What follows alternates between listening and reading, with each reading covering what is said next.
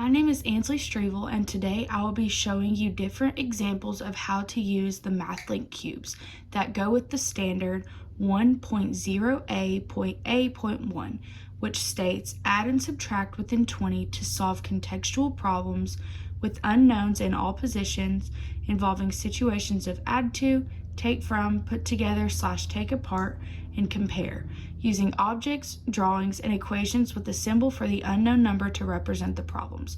So specifically for this standard, we will be using the objects, which are the MathLink cubes, and we'll specifically be working with addition for 3 different word problems and 3 different methods that the students could use, including counting, grouping, and using multiples.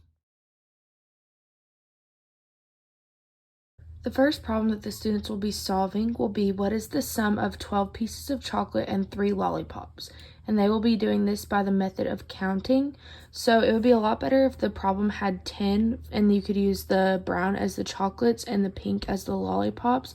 But the students should know that these are very similar to base 10 blocks and these all represent 1 unit or 1. So they could count out 1, 2, 3, 4, 5, 6, 7, 8, 9, 10, 11, 12.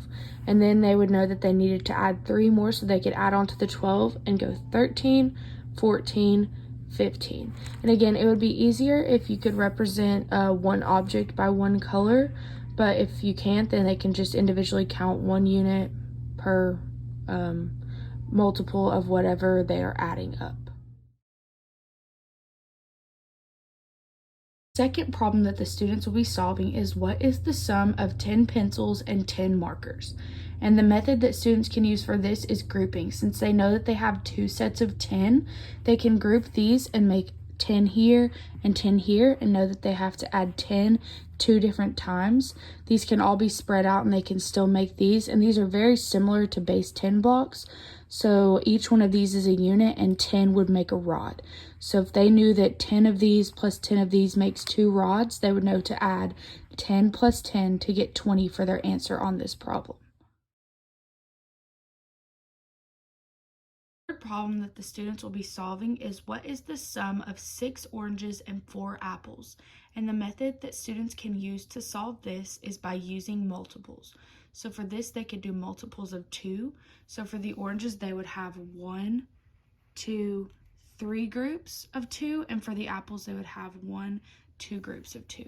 So what they could do is add up 1, 2, 3, 4, 5 groups of 2. They could do that, or they could know that they have to add up to 5 different times to get to the answer for this problem.